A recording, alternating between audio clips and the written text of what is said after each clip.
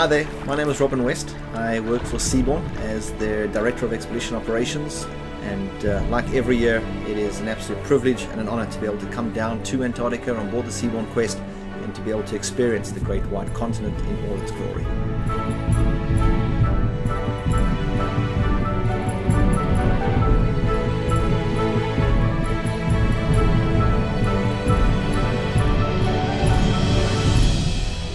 Very hard to describe to the average person what Antarctica is all about. You show people photographs, you tell them about it, you tell them about what they're going to see, what their experience entails, but it's not until you get down to Antarctica and actually experience it for yourself that you really understand.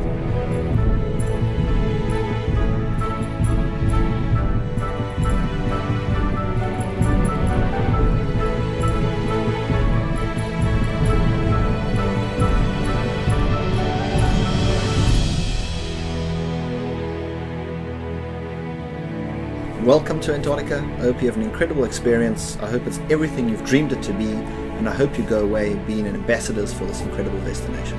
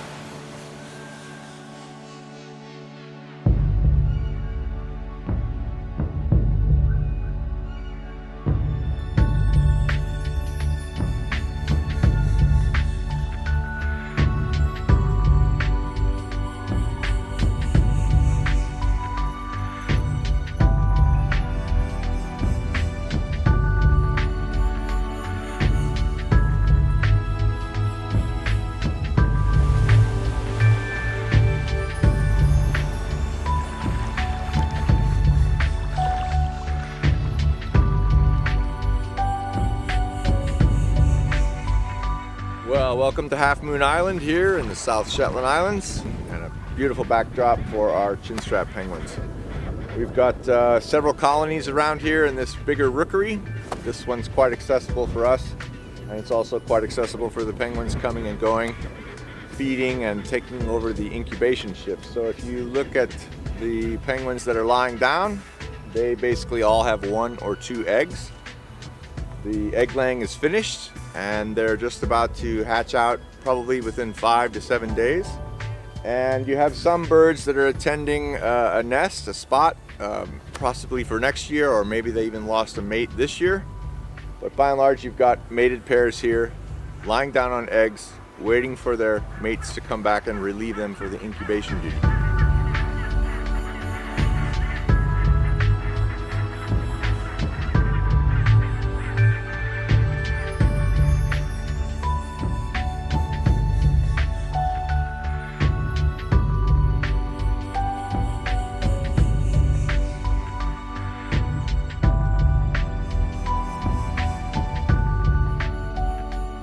Seven Weddell seals are having a snooze on the snow, enjoying the sunshine as the rest of us are.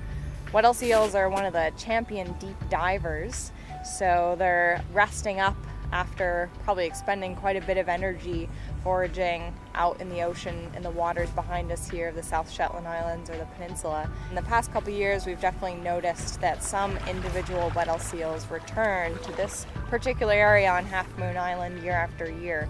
We can tell them apart by the markings that kind of look like camouflage splotches found on the undersides of their body. So with one photo of a seal belly, you can tell individuals apart, similar to what you can do with things like humpback whales and killer whales for individual identification.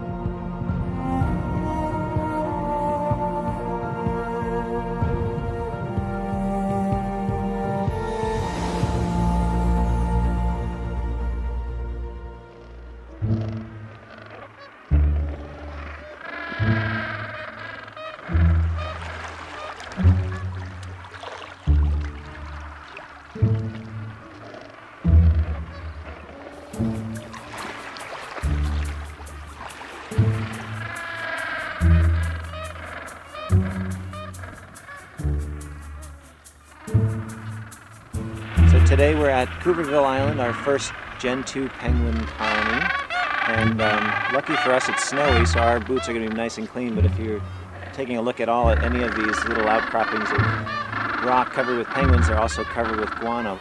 So some of the nests here are quite big.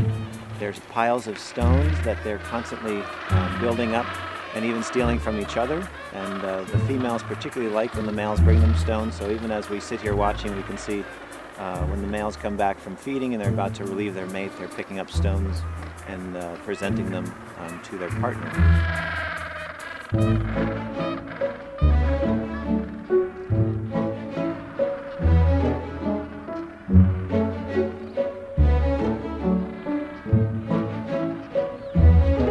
Another interesting thing about this site here at Cooperville Island is the number of penguin highways here. The snow is quite deep, and in fact when we got ashore we had to land right onto the snow because there was no beach, it was all snow. And so coming from the shore up to this colony and then up to the colony above, there's some very distinct penguin highways, and so it's basically kind of like what we do. The first group to come ashore has sometimes a rough time setting the trail, but then by the end of the landing it's all packed down and much easier. So that's what these guys are doing. They're finding the path of least resistance.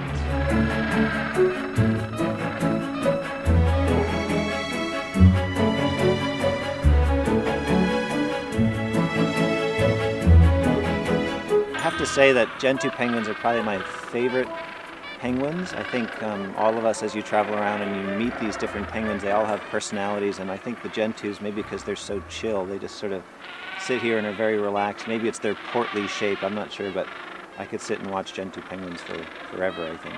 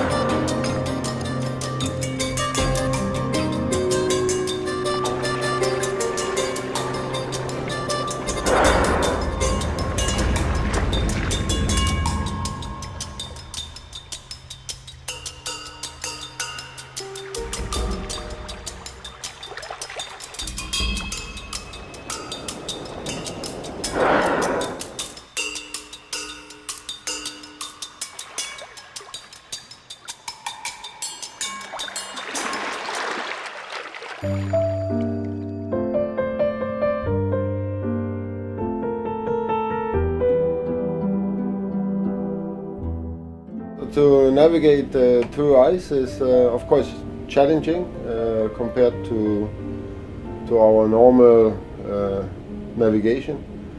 You need a team of good and experienced officers. Over the years, since we started in 2013, we have built up a strong team on the bridge who have now gained experience navigating in the ice. And it's basically to navigate through a minefield, because you have a lot of growlers around you that you don't like to hit.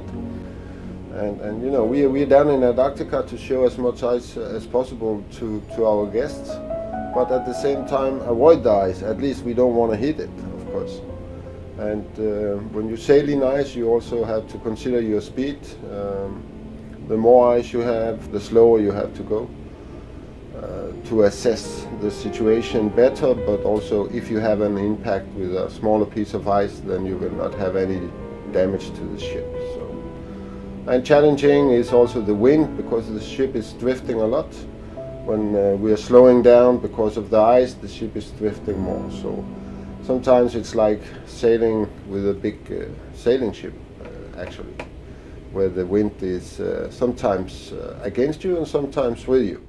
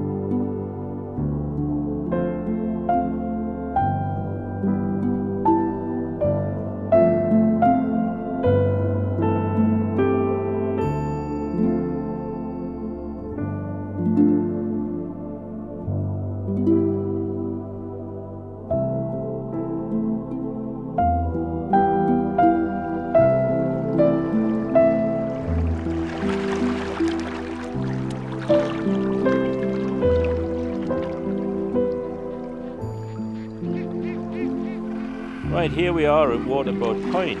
This is a historic site where there was an overwintering party of only 2 young men here in 1921. They were going to be part of a bigger expedition that assembled at Deception Island, but everything went wrong, and so they decided they would do something while they were in Antarctica, and they hitched a ride with a whaling ship. It brought them down here. They found an abandoned waterboat here, which they camped in, and they stayed here for an entire 12 months. They did the first real penguin study on the Gen 2 penguins, and then they made a tidal gauge with a water barrel and did the full 12-month tidal study. I mean, these 2 young men, incredible to come down here 12 months, not fully provisioned, and having to live on penguins and seals. I just think it's such a wonderful story.